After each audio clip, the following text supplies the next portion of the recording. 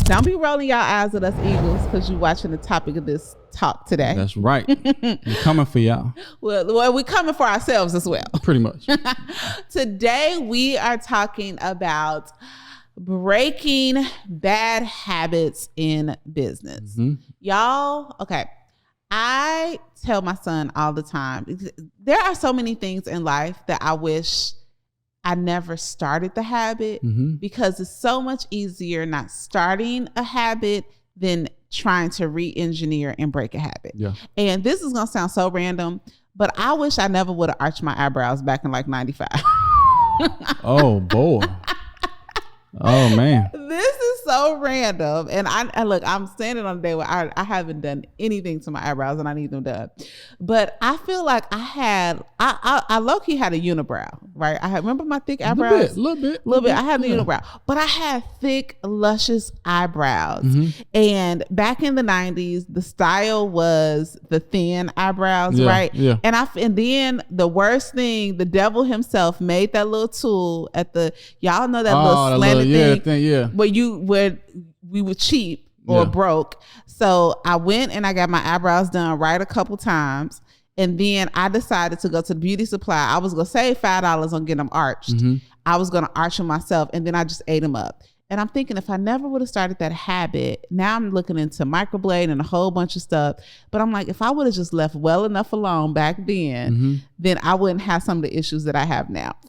In my defense. In your defense? At the barber school, we teach eyebrow arching. Well, not that way. We use either the blade or not. What's the threading? Threading. We're getting into threading. Getting into threading. So since we're talking about habits, here's one of the habits that I wish I never started in life, which was being completely dressed to impress to go somewhere. Hence, Brooks. Shein, $8 from Shein, and I'm ready for the day. Are you telling people your secret that you shopping at Shein? It don't matter. What I'm saying is, I showed up. You still got a rollie on the wrist. I still got a rollie on the wrist, but I'm saying I showed up, right? I ain't got to be suited and booted for y'all today. It was just one of those days. Little mama got on her Peloton, fitting her Pumas, and we here. We showed up, right? So you said that, you know what? It was hard to break the habit of being dressed up, and now you just showing up as you and we still giving it to the people. We still here. So y'all, those are like just some real life examples, and I know we all probably have some. Like, man, I wish I never started the habit of snoozing, or I wish I never started the habit of drinking, or this, because it is easier to be said that it's easier to just get on the right track than to have to re-engineer something. But the reality is that in life and in business, sometimes we pick up some less desirable habits. And we're going to talk about some of the less desirable habits or bad habits. Look, I'm trying to make it better, that we need to start breaking in our businesses. Yeah. So, okay, let me bust one open real quick. I know it's kind of all over the place, but let's talk about procrastination. Because when we're talking about business or even life, it's always, I'll do it later. I'll do it tomorrow. And I always give the example is, hey, it's New Year's Eve. You know what I mean? Like the year's gone and here we are again trying to find out what do we do with our life this year. So let's get into the good habit of actually executing.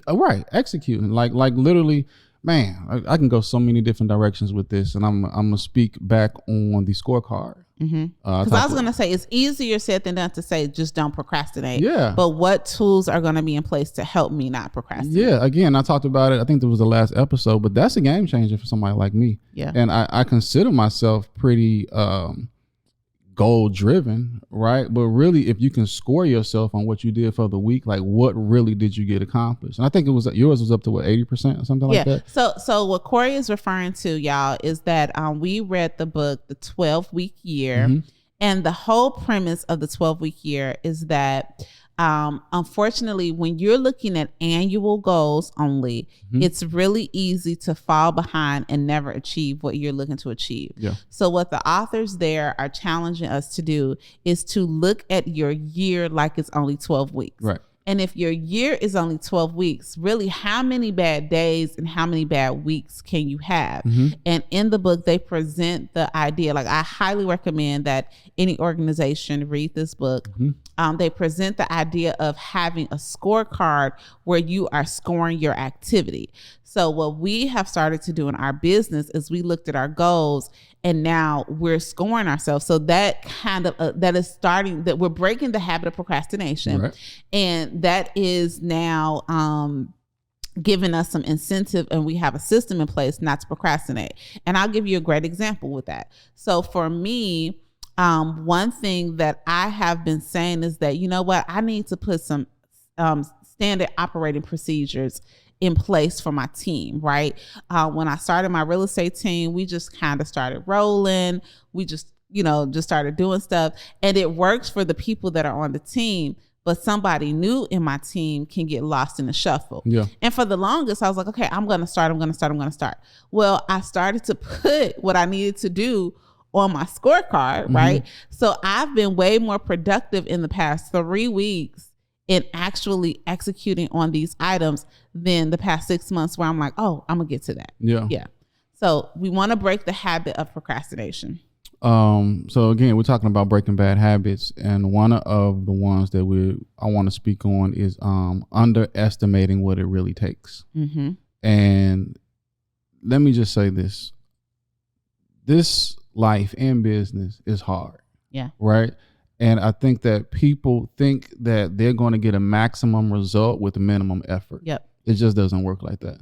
So don't underestimate what it really takes. Like, you just understand that you're going to have to be overworked, tired. You don't have to be overworked, but you have to be realistic about the amount of work that it's going to take. Like, I can't think that I'm going to join Weight Watchers tomorrow and lose 60 pounds.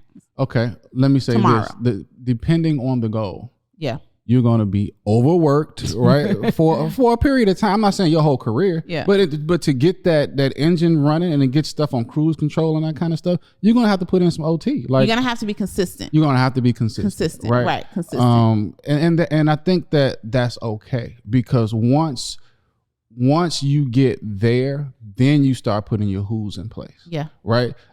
Again, it's not a game of how, the least amount of things that I can do. It's kind of like, let me do the maximum amount of things that I can do and then get people in place to help me do those things. Yeah. Right. So, and there's nothing wrong with that. At least I don't think, because again, I go back to the barber school. And if you remember in the beginning, I was cleaning toilets. I was sweeping outside. I was cutting the hair. I couldn't even cut straight hair. Right. Yeah. I can do ball fades and shake froze. Right. But somebody come in with hair down on their back. You asked me last night. We were doing Cameron's hair. I was like, "Can you clip his ends?" You were like, "No." You were like, "Actually, I'm not going to." Right, I can clip his ends, right? But it was just something that I just wasn't going to do. But I guess the point that I'm making is, I'm self-taught in just so many areas of that, to where now I know how to do it, but I have people in place I can delegate the responsibility. Yeah, and as you talk about breaking the bad habit of underestimating how much effort it's really going to take to get to your goals, I think that we also have to break the habit of really overestimating what we're actually doing, right? Yeah.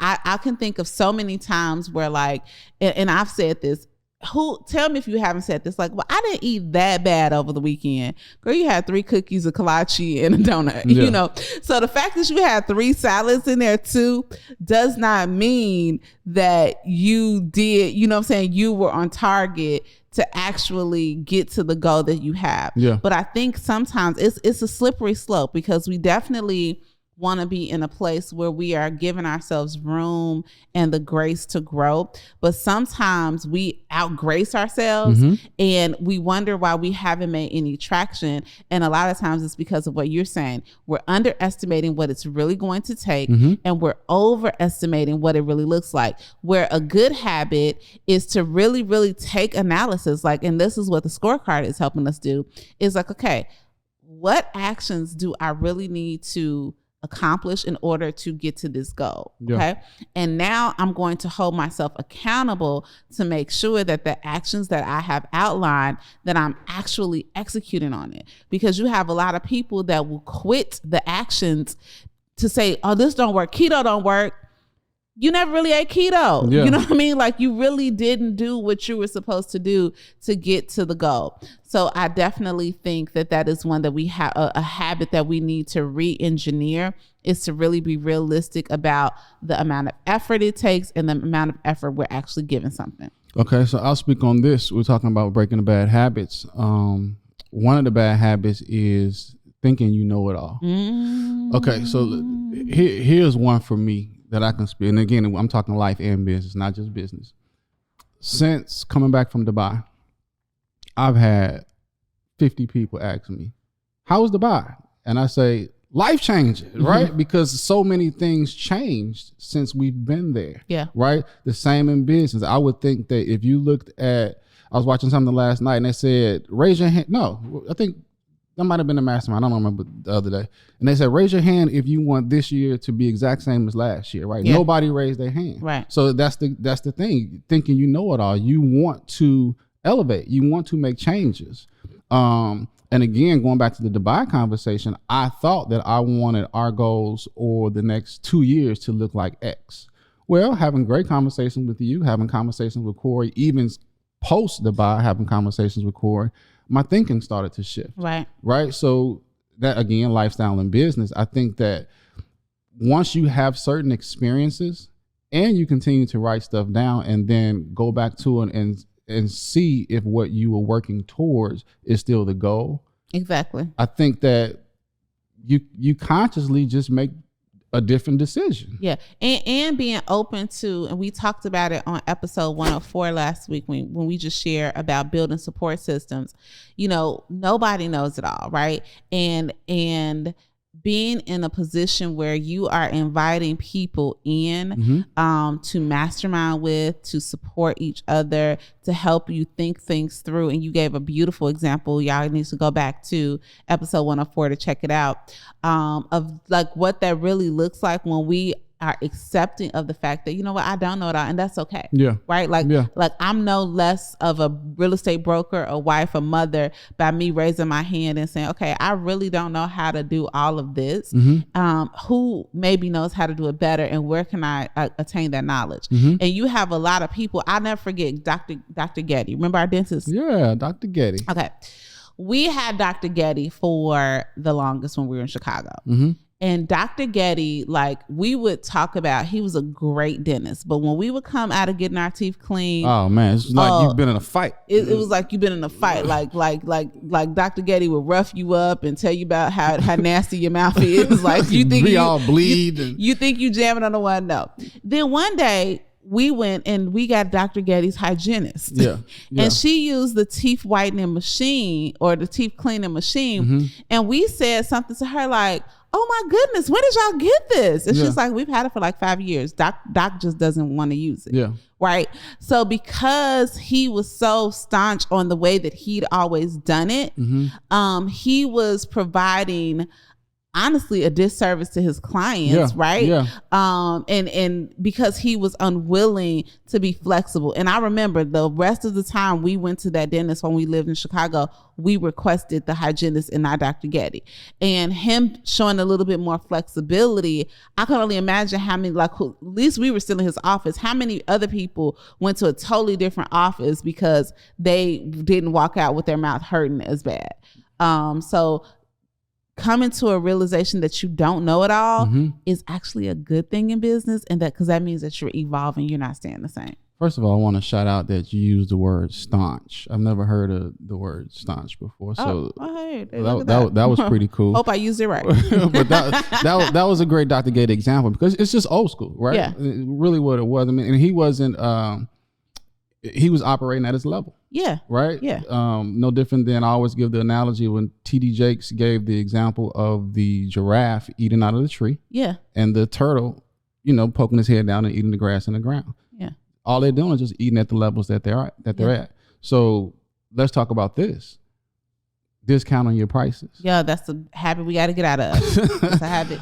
As a matter of fact, let me tell you something. I read a book that punked me so hard. What was the name of it? We Should All Be Millionaires. by Rachel Rodgers. I tried to read that book, and you told me something. Well, I told you it was really written to women. Okay, but I feel like anybody could get anything out of it, but it's really written to women. So tell us a little bit about it. Well, the point of not the point of the book, but a point that she made in the book, and a point that I've heard. She was like, okay, so for instance, if I was to tell you right now, Corey, you want to start, like, you have so much knowledge in the wholesale real estate investing space. You should start consulting. Okay. I want you to think, you don't have to say it out loud to us, but I just want you to think of a number. Like, if you started doing one-on-one consulting, what would you charge? Okay. You got the number? Okay. Double it. Like, that was her thing. Like, whatever you're doing, automatically, a lot of times we go in discounting ourselves, and we discount ourselves for a variety of reasons. But one reason is because just because you've never paid for that service yourself, does not mean that there isn't somebody who will pay and it's not valuable, right? Intellectual, and a lot of y'all have more than just goods or services. You have goods too. Even if the competition, now you don't want to be a fool and outprice yourself out of the market, but 9 times out of 10, what we do is we don't even give a chance for people to sit with the price. Like, oh, how much is your I'm trying to think of something. How much is it for you to detail my car? The guy who detailed our car, he did this, $250. But I can give you the friends family discount for $129. Oh, you know what I'm saying? You know, like, he did it when I brought your car into the mix on the second day. Yeah, but what I'm saying, but he did such a great job that we would have paid the regular price for my car too, right? And not only did we would have paid the regular price, but we also both posted him on Instagram. And exactly. So my point is that sometimes we think that in order to gain customers, we have to discount our prices. And the reality, and especially depending on the type of business, there are some people that if your price is too low, they're not gonna take you serious. Yeah. You know what I'm saying? If I'm going to get married and the wedding photographer is $200, I'm never calling him back, right? Because I'm like, how are you so cheap? This ain't right. Yeah. You know, it's not going to be. And you're not going to jeopardize that on the biggest day of your life. Exactly. I associate that with the value. So when we get into the habit, like that's something that we have to break the habit of, is just slashing your prices. And then this is something that I learned in my speech class, right? Is that after you tell somebody your price, pause 3 seconds. Yeah, I've heard that. Pause 3 seconds, because like if you, for instance, if I say, I gave the example about the car guy, $250, but automatically you are telling me that you're not confident in your pricing. But how much is your price? It's $250. What, you got an SUV? $250. And you pause, right? And when you pause, you give the consumer an opportunity to respond. And this is what I tell people all the time too. You get to decide who you want to do business with. Yeah. You know what I'm saying? Just like somebody gets to decide if they're going to do business with you, you get to decide who you want to do business with. And full disclosure, there have been some times in my life where I can think of a couple, and I think I've shared this before, at the end, like at their closing, they were really, really short. Like the lender did something really whack. And I told them that I negotiated them some additional discounts with the builder. But what I did was I cleared it so that I could support them, right? Yeah. Because I want to do business with them, right? I wanted to see, they weren't coming to me to discount my service. I wanted to be in partnership with them. I wanted to see this happen. But if they would have just come at me off the jump, like, look, we need you to give us. No.